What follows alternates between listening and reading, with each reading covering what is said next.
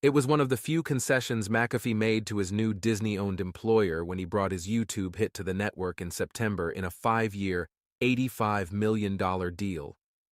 The label urges viewers to please bear in mind that the show is meant to be comedic informative. So whenever I was interviewed by the mainstream media, their primary focus was, am I doing journalism on my blog? So the idea that there may be a different way to try to understand the world, and there may be a different method for uncovering current events aside from journalistic ones, just rubs journalists the wrong way. So the first main profile of me, I think one of the first was on Online Journalism Review. And it was this, and then there was another online type of journalism review that did another profile of me. And the focus is, am I living up to the standards of journalism? But I wasn't trying to always live up to the standards of journalism. I did do some journalism on my blog, but I did a lot of other things on my blog. All right, it had a lot of the talk radio element of free-flowing conversation. There was like personal confession essays. There were long-form interviews, and there was some reporting done. But journalism is such a pretentious term, right, for reporting, right? If you're reporting, right, that's solid. And I respect reporting, but journalism is pretentious.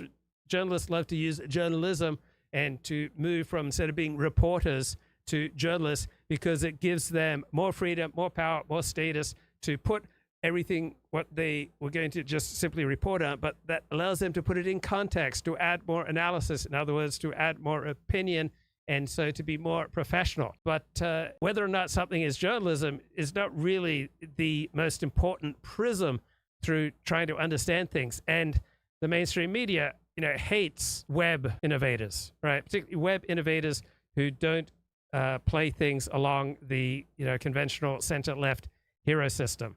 And so you just hear the contempt just dripping out in this Atlantic article on Pat McAfee. And it also, this applies to the whole lab leak hypothesis, because with regard to the lab leak, and I don't have a strong opinion either way, but with regard to the lab leak, it's obvious that the people with the most expertise are the least likely to endorse the lab leak, while the people who most strongly endorse the lab leak, right, they don't necessarily have that much expertise in virology. So there was a big New York Times article that's gotten a lot of popular attention, and it's received a lot of contempt, right? It's called Why the Pandemic Probably Started in a Lab in 5 Key Points by Alina Chan. Okay, she's a molecular biologist at the Broad Institute, maybe it's the Broad Institute of MIT and Harvard, and co-author of the book Viral, The Search for the Origin of COVID-19. And so she's not a virologist. And virologists seem overwhelmingly united. They seem to have essentially circled the wagons with regard to lab leak theory, and they keep emphasizing it's much less likely than natural origin. And what are the incentives functioning here? Okay, so there are incentives for outsiders to say that virologists are circling the wagon, and the virologists, through their carelessness, gave the world this epidemic that's killed millions of people. So that's an exciting opinion to give.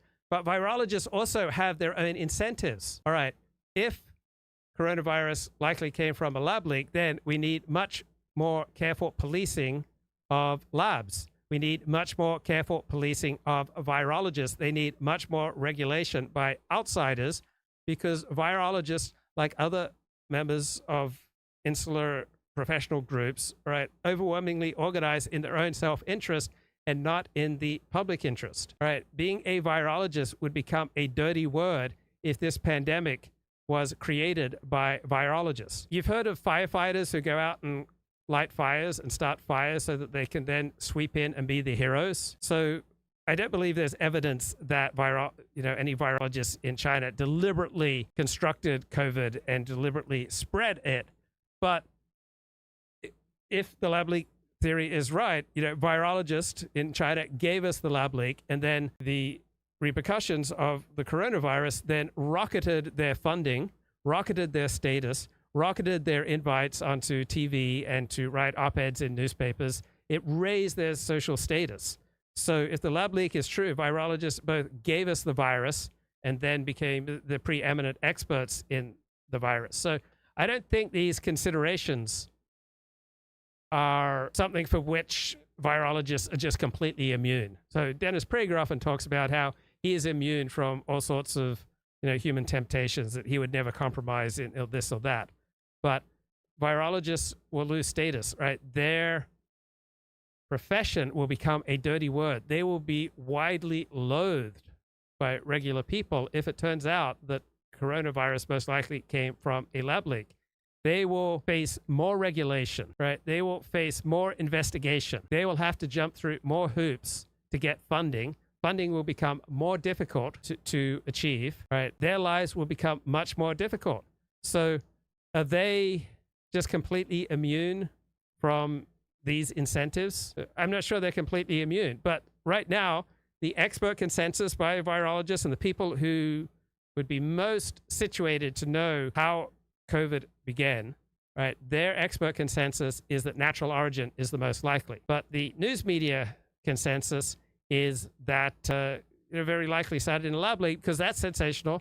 That's interesting. So the sensational and the appealing and the interesting and that which emotionally feels good is like, F the experts, they gave us this pandemic in the first place, F them, all right? I can understand why that would feel good, but what feels good does not necessarily do good and is not necessarily true. But you see this same bowing to expertise in this profile here of McAfee in the Atlantic, right? That he's not following journalistic protocol, and because he's not following journalistic protocol, all his conversations with Aaron Rodgers and all his conversations with professional athletes and everything he's done on his show, it won't last in history. Nobody will ever refer to it. Nobody will ever quote it. It has no value because he's not following journalistic protocol.